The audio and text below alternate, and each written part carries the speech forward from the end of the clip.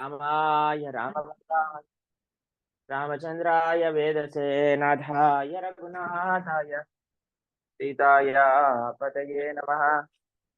श्रीराम राम रघुनन्दन राम राम श्रीराम राम भरताग्रज राम राम श्रीराम राम रणकर्कश राम राम श्रीरामचन्द्र चरणौ शरणं प्रपद्ये। हरे कृष्ण। మనకి శ్రీమద్ రామాయణం మనం చర్చిస్తూ వస్తూ ఉన్నాం. అటువంటి రామాయణంలో రావణాసురుడి యొక్క వధ ఎలా జరిగినది,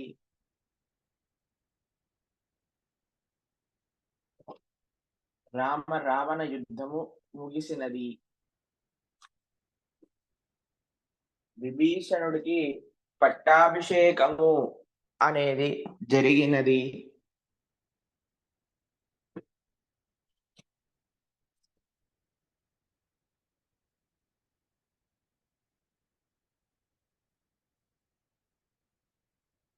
అన్నిటికంటే పెద్ద ఒక అభాండము రాముడి పైన వేసేది దేని గురించి అనంటే సీతమ్మ తల్లికి ఎందుకు అగ్ని పరీక్ష చేయించారు.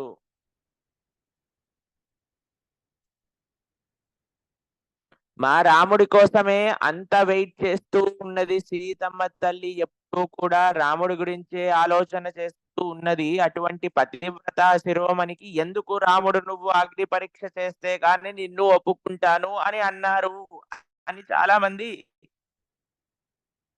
రాముడి పైన అభాండాలు వేస్తూ ఉంటారు.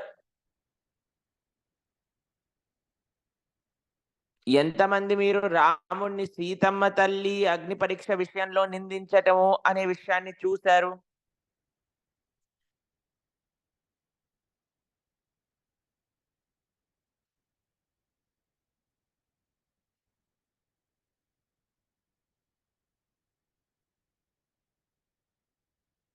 Very good. మీకు కొన్ని విషయములు ప్రస్తావన చేస్తాను. ఇంకొకసారి ఎవరైనా అన్నారు అని అనుకోండి, వాళ్ళకి ఈ కొన్ని విషయములు రామాయణంలో నుంచి చెప్పండి.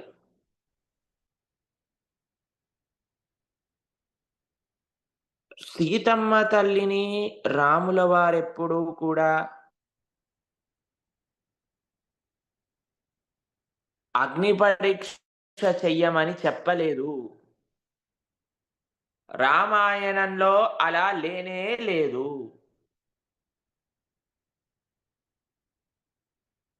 సీతమ్మ తల్లిని తీసుకెళ్ళడానికి హనుమ రాముడు నుంచి పర్మిషన్ తీసుకొని వెళ్తారు సీతమ్మ తల్లి దగ్గరికి.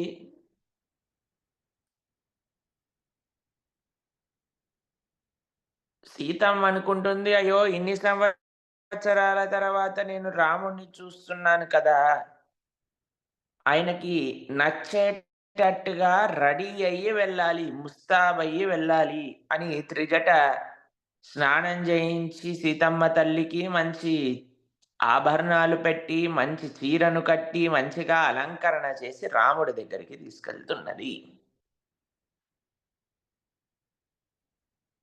రాముడు జస్ట్ సీతమ్మ తల్లిని అంత ఉత్సాహంతో, అంత ప్రేమతో చూడలేదు అంతే. ఎందుకు అని మీరు అనుకున్నారనుకోండి, ఒక రీజన్ ఏంటి అనంటే,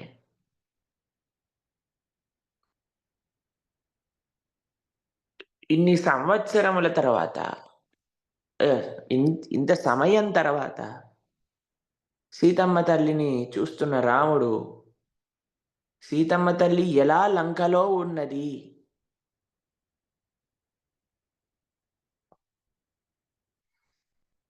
ఇప్పుడు మీరు చూడండి,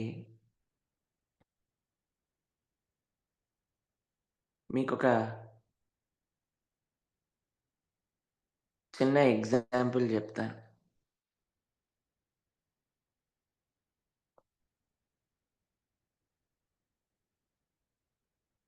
కొంతమంది చదువుకోవడానికి పిల్లలు అమెరికాకి వెళ్తారు.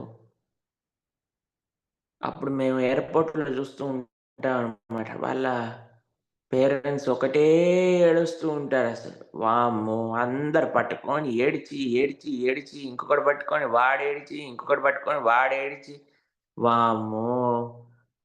పెళ్లి అయిపోయాక అత్తగారింటికి పంపించేటప్పుడు కూడా అంత ఏడవరు. అంత ఏడుస్తూ ఉన్నాడు. మొన్నే ఒకడిని చూసాను నేను. దాని తర్వాత నాకనిపించింది వామ్మో! ఇదేంటి 2 సంవత్సరాలు చదువుకోవడానికి వెళ్తుంటే వీడు ఇంత ఏడుస్తున్నాడేంటి అని. మనకి తెలుసు కదండీ! ఏడుస్తూ ఉంటారు. ఇప్పుడు ఒక వ్యక్తి వెళ్తూ ఉన్నాడు అని అనుకోండి. వాళ్ళ అమ్మగారు, నాన్నగారు చక్కగా పక్కనే ఎయిర్‌పోర్ట్‌లో చిప్స్ కొనుక్కొని హ్యాపీగా తింటూ, హమ్మయ్య! ఎంత బాగుంది వీడెళ్ళిపోతే మనకి ఇంకేం పని పాట ఉండదు. హాయిగా వీడి గోల పోతుంది. మనం ప్రశాంతంగా ఎటైనా ఎళ్ళొచ్చు, బయటికి తిరగొచ్చు. ఏదైనా ట్రిప్స్‌కెళ్ళొచ్చు. 2 ఏళ్ల వరకు మనకి ఇబ్బందుండదు అనంటే పాపం వాడేమనుకుంటాడు, ఓరిని, ఓరిని, ఓరిని. నేనేదో బాధపడతాను. నా లోపలేమో ఇంత దుఃఖమున్నది. నేను బాధపడుతూ ఉంటే, వీళ్ళు మాత్రం ఇంత బాగా ఎంజాయ్ జేస్తున్నారు. నేను వెళ్ళిపోతున్నది అని అనుకుంటాడులే. లేదా వాడికి బాధ ఉంటుందా లేదా చెప్పండి?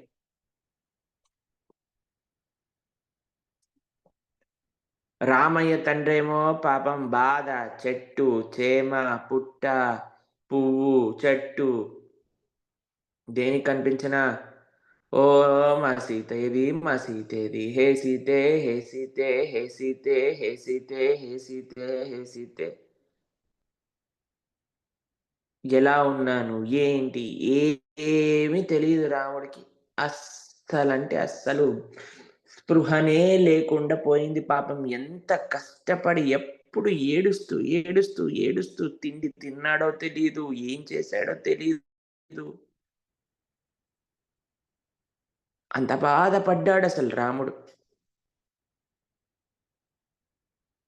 ఒక్కసారి సీతమ్మ తల్లిని చూసేసరికి, సీతమ్మ తల్లి ఫుల్‌గా రెడీ అయ్యి, నగలు పెట్టుకొని, చక్కగా బొట్టు పెట్టుకొని, కాటిక పెట్టుకొని కనిపించేసరికి రాముడు ఏదో అరే! ఇలా ఉన్నదేమిటి? అని మనసులో ఒక భావనతో జస్ట్ ఎంత ప్రేమగా చూడాలో అంత ప్రేమగా ఇదేంటంటే షాక్, బాధ, ఆశ్చర్యము వీటన్నిటితో కలిపిన లుక్ అన్నమాట.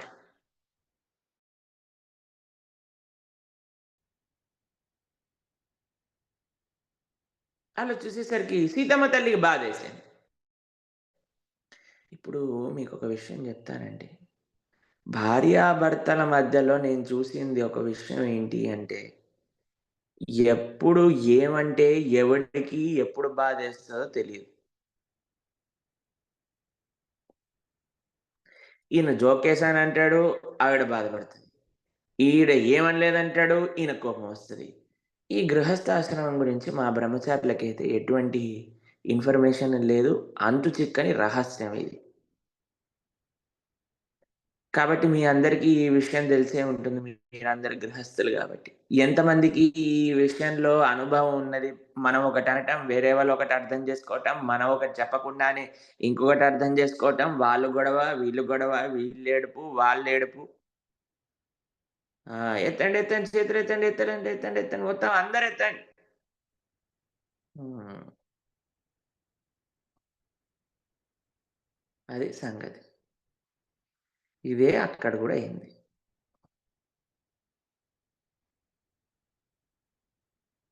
అయ్యేసరికి సీతమ్మ తల్లనుకున్నది, నేను నిరూపణ చేస్తా. ఆవిడ పాపం ఆవిడే వాలంటీర్‌గా తీసుకున్న సర్వీస్ ఇది పాపం. రాముడేం చెప్పలేదు. నేను అగ్ని పరీక్షకి నిరూపణ చేస్తా. లక్ష్మణ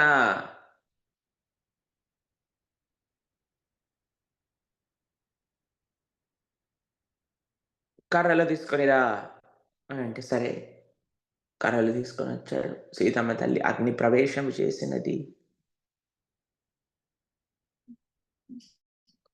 దీనికి ఇంకొక విషయాన్ని మీకు ప్రస్తావన చేస్తాను. కూర్మ పురాణంలో ప్రస్తావన చేసిన విషయం. సీతమ్మ తల్లి ఎప్పుడైతే లక్ష్మణ రేఖ దాటి బయటికి వెళ్ళిందో, అప్పుడు సీతమ్మ తల్లిని అగ్ని ఆరాధన చేయడానికి లక్ష్మీ స్వరూపంగా స్వీకరించి వేదవతిని పంపించినారు అని కూర్మ పురాణం చెప్తుంది. మళ్ళీ ఎప్పుడైతే అగ్ని ప్రవేశం చేసిందో, అప్పుడు వేదవతిని వాపస్ తీసుకొని సీతమ్మ తల్లి పూర్తి కళలతో, అక్కడ సీతమ్మ తల్లి లేదని కాదండి, పూర్తి కళలతో మళ్ళీ సీతమ్మ తల్లిని అగ్ని దేవుడు రాముడి దగ్గరికి పంపించినారు అని కూర్మ పురాణం చెప్పే మాట. రామాయణంలో ప్రస్తావన లేకపోయినా కూర్మ పురాణం ఈ విషయాన్ని చెప్తుంది. శ్రీ చైతన్య మహాప్రభు ఈ విషయాన్ని ఒక బ్రాహ్మణుడితో చెప్తాడనమాట. ఉపదేశం చేస్తాడు.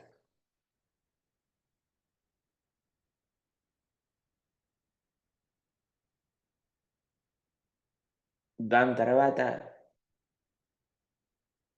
చక్కగా సీతమ్మ తల్లి యొక్క స్వీకరణ రామచంద్రమూర్తి చేసి, దీంట్లో ఇంకొక విషయం ఏం చెప్తారు అంటే, ఇంకా ఫర్దర్ మోర్ సీతమ్మ తల్లి పైన ఎవరు ఎటువంటి అభాండములు వేయకుండా ఉండడాని కోసము కూడా రాముడు ఏమై అనలేదు. సీతమ్మ తల్లి ఈ పని చేస్తాను అని అంటే,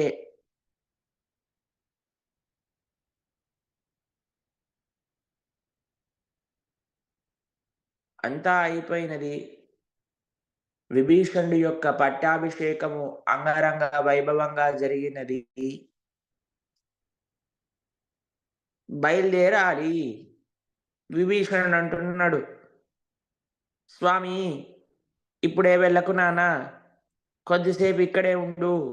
కొన్ని రోజులు ఈ లంకా నగర సేద తీరు.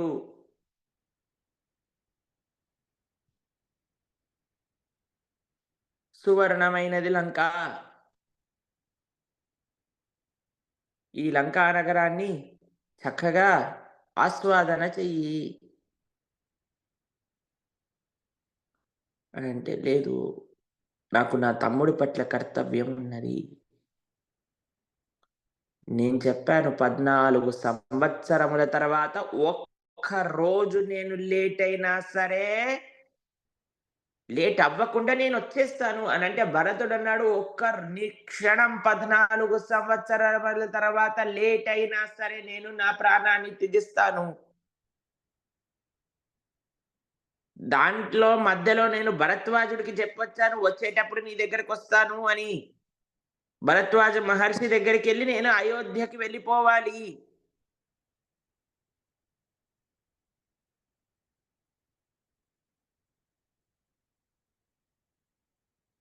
ఓన్లీ రాముడికి ఎంపవర్‌మెంట్ తెలుసు కానీ ఎంజాయ్‌మెంట్ తెలీదండి పాపం. పాపం చాలా సీదా సాదా వ్యక్తి కదా! ఇప్పుడందరూ సమ్మర్‌లో అటెళ్ళాలి, ఇటెళ్ళాలి, ఈ వెకేషన్‌కెళ్ళాలి, ఆ వెకేషన్‌కెళ్ళాలి ప్లాన్ జేస్తున్నారు. పాపం ఈయన 14 ఎప్పుడు కష్టపడియో 2, 3 నెలలు కష్టపడంగానే పిల్లలందరూ, "అమ్మో! మేము చదివేసామండి. చాలా కష్టపడేసాం. ఇప్పుడు బయటికి తీసుకెళ్ళండి." పాపం మా నాయనేమో ఇన్ని 14 సంవత్సరములు కష్టపడినా సరే, ఏ వెకేషను వద్దాయనకి. ఆయనకి మళ్ళీ కర్తవ్యం.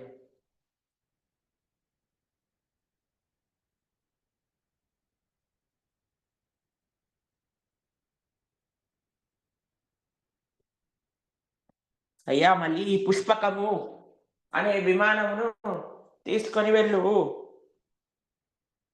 నువ్వు కాదు మేమందరం కూడా వస్తాము. మేమందరమే కాదు, ఈ వానరులందరూ కూడా వస్తారు. అనంగానే వామ్మో! ఇంతమంది ఎలా ఎళ్తారు? అనంటే, అదేం కంగారు పడకు. ఈ పుష్పక విమానం ఎంతమందినైనా కూర్చోబెట్టగలిగే విమానము. అందరెక్కేసారండి అసలు. మొత్తం వానర సైన్యము సుగ్రీవ నేతృత్వంలో హనుమను పంపించేస్తున్నారు. వచ్చేసేయి. మేము భరద్వాజ ఆశ్రమంలో ఆగి వస్తాము. భరతుడికి ఈ విషయాన్ని ఉపదేశం చేసిరా బయలుదేరిపోయాడు. ఉపదేశం చేయడానికి భరతుడికి హనుమ, రాముడు, సీతమ్మ తల్లి, మిగతా వానరులందరూ కూడా పుష్పక విమానాన్ని అధిరోహణ చేసి బయలుదేరారు. భరద్వాజాశ్రమానికి వెళ్ళారనమాట. భరద్వాజాశ్రమంలో భరద్వాజుడి యొక్క ఆతిథ్యాన్ని స్వీకరించారు.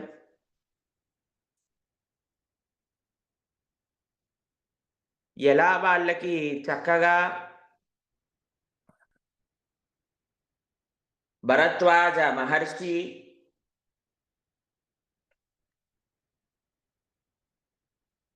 చెప్పిన మాట వీడకుండా చక్కగా వాళ్ళ దగ్గరికి వచ్చి వాళ్ళ సాంగత్యాన్ని రామ, సీత ఇద్దరూ కూడా పొంది బయలుదేరబోతున్నారు. అయోధ్య నగరంలో ఏం అవ్వబోతుంది? అయోధ్య నగరంలో హనుమ భరతుడికి చెప్పాక ఏమైనది? భరతుడు ఎలా రాముడిని, ఇంకా సీతమ్మ తల్లిని, ఇంకా లక్ష్మణ స్వామిని రిసీవ్ చేసుకున్నాడు అనే విషయం రేపటి రోజున మనం ప్రస్తావన చేసుకుంటాం.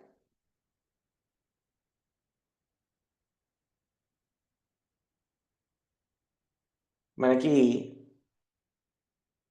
మన ధర్మం గురించి, మన శాస్త్రముల గురించి తెలుసుకోవటము అనేది చాలా ముఖ్యము.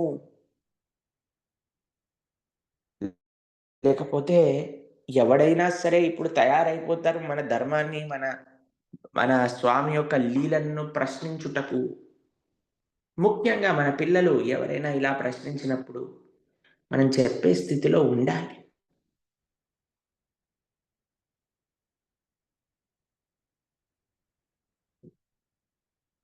కాబట్టి జాగ్రత్తగా మనం ఈ ప్రస్తావనను ఉంచుకోవలెను. జాగ్రత్తగా చూసుకోవలెను.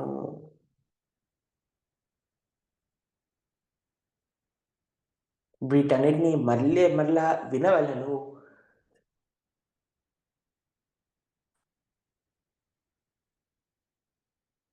మీ అందరూ నిన్న నారద భక్తి సూత్రములు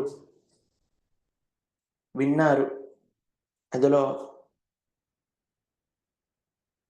గర్గాచార్యులు భగవంతుడి గురించి వినటమే భక్తి. మీరందరూ ప్రతిరోజు ప్రొద్దున ఇలా వచ్చి ఇలా జూమ్ ద్వారా భగవంతుడి గురించి వింటున్నారు అని అంటే మనకుండే ఆ గ్రేటెస్ట్ గుడ్ ఫార్చ్యూన్ మీకు అసలు మనసులో మాటల్లో చెప్పలేనంతదండి. మాటలలో వర్ణించలేనంతది.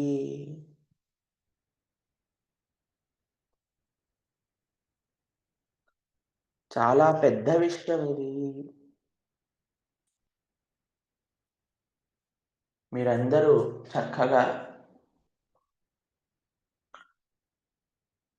ఇలానే ఇంకా భక్తి మార్గంలో ముందుకెళ్తూ శ్రద్ధగా వింటూ భగవంతుడి గురించి ఇంకా ప్రాక్టీస్ బాగా చేస్తూ ఇప్పుడు మేము ఢిల్లీ బయలుదేరబోతున్నాం.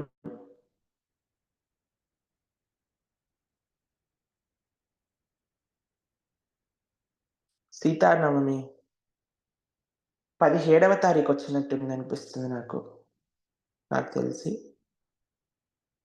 17వ తారీఖు సీతానవమి. సీతానవమి రోజు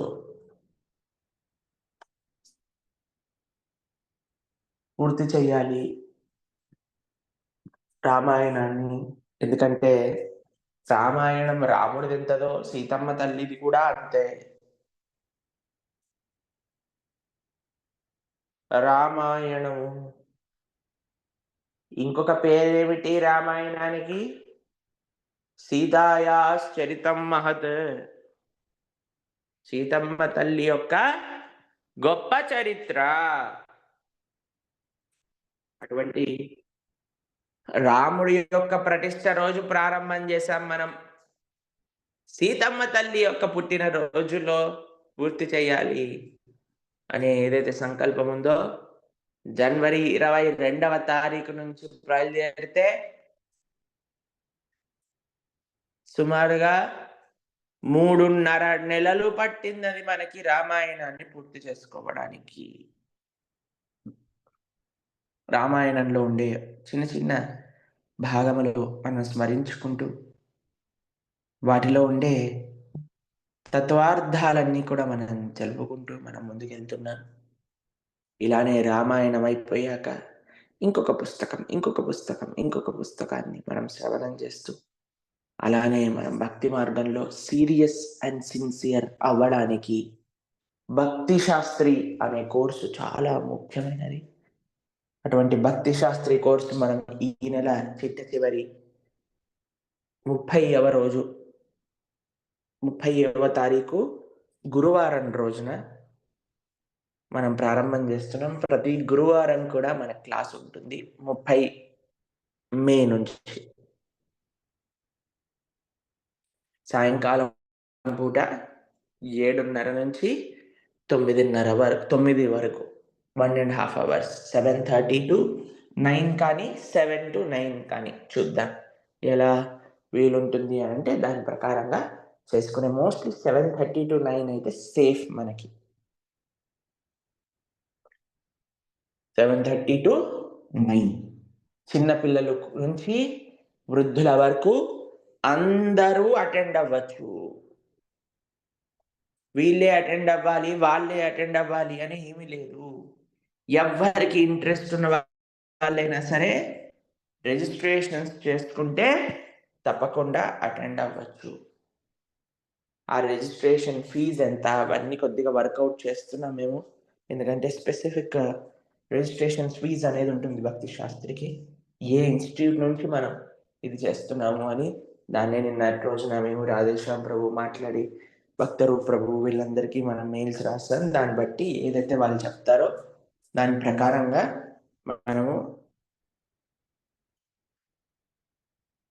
మనం ముందుకు వెళ్ళాలి. కాబట్టి ఈ వీక్లో మనకి క్లారిటీ వస్తుంది.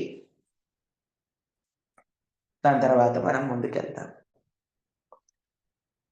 ఇంకా ఈరోజు మనకి నిన్న చెప్పుకున్న నారద భక్తి సూత్రములు సాయంత్రం 5:30కు వస్తుంది. చక్కగా 5 ప్రశ్నలతో వస్తాయి. చక్కగా వినండి. విన్న విషయాలన్నీ కూడా అవగతం చేసుకోవడానికి ప్రయత్నం చేయండి. 5 ప్రశ్నలను తప్పకుండా అందరూ కూడా ఆన్సర్ చేయడానికి ప్రయత్నం చేయండి. అప్పుడు మీకు విన్న విశేషాలన్నీ కూడా అర్థమవుతాయి. ఇది ముఖ్యమైనది. ఇంకా వచ్చే శనివారం, ఆదివారం మనకి హైదరాబాద్లో వివిధ ప్రోగ్రామ్స్ ఉన్నాయి. శనివారం ప్రొద్దున మియాపూర్లో, శనివారం సాయంత్రం వనస్థలీపురంలో, దాని తర్వాత ఒక్కసారి చూస్తున్నాను పంపించారు మనకి.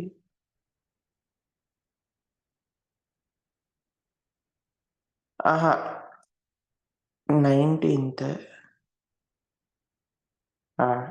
ఎస్ శనివారం సాయంకాలం పూట మనకి వనస్థలీపురంలో ప్రోగ్రామ్ ఉన్నది.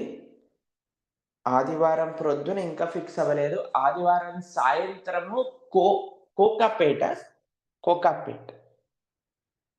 కోకాపేటలో ప్రోగ్రామ్ ఉన్నది. కోకాపేటలో సాయంకాలం.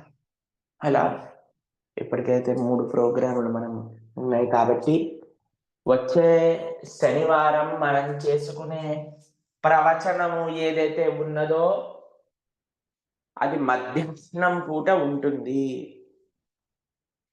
2 గంటల నుంచి 3:30 గంటల వరకు ఉంటున్నది.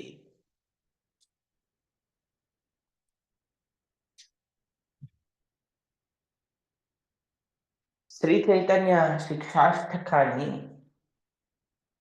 ఎవరు రిసైట్ చేయడానికి మన ఆర్గనైజర్స్ షార్ట్ లిస్ట్ చేస్తున్నారు అని అంటే ఫస్ట్ కమ్ ఫస్ట్ సర్వ్ అనే విధానంలో వెళ్తూ ఉన్నది. దాంట్లో వీళ్ళకి ఇవ్వాలి, వాళ్ళకి ఇవ్వకూడదు, వీళ్ళకే ఇస్తాము, వాళ్ళకే ఇవ్వము అనేది ఏమి లేదండి. ఎవరైతే వాళ్ళకి ఫస్ట్ పంపించారో రికార్డ్ చేసి అక్కడి నుంచి ప్రారంభం అవుతుంది. కాబట్టి అందరికీ వస్తుంది టర్న్. ఎవరు కంగారు పడాల్సిన అవసరం లేదు. ఇదేమి కాంపిటీషన్ కూడా కాదు. ఇది జస్ట్ ఒక సర్వీస్. కాబట్టి ఒక్కొక్క విధంగా ఒక్కొక్కటి వాళ్ళకి ఇచ్చే ప్రయత్నం చేస్తారు. దాంట్లో ఏం కంగారు లేదు. సాధనా కార్డులు ఎక్కడ పంపించాలి అని చాలా మంది అడుగుతున్నారు. ఆ మెయిల్ ఐడీ క్రియేట్ అయిందా మనకి?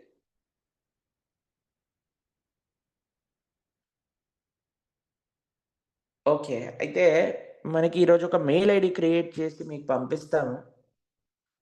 ఆ మెయిల్ ఐడీకి పంపించాలి. kkm.sadhana@gmail.com అని ఉంటుంది. దాన్ని ఈరోజు మనం క్రియేట్ చేసి మీకు వైష్ణవి గ్రూప్‌లో, జపా గ్రూప్‌లో అందరూ ఉండాలి. జపా గ్రూప్‌లో అందరూ ఉన్నారు. జపానికొచ్చేవాళ్ళు అని భావిస్తూ ఉన్నారు. చక్కగా జపా గ్రూప్‌లో జాయిన్ అవుతే మీకు అక్కడుండే విశేషాలన్నీ కూడా మీకు తెలియజేస్తాము. ఆ మెయిల్ ఐడీకి మీరు మీ సాధనా కార్డ్‌ని పంపించాలి.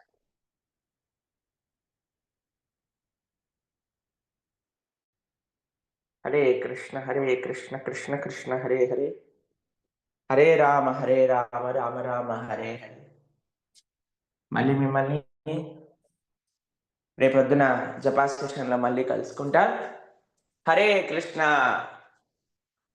శ్రీల ప్రభుపాద్ की जय.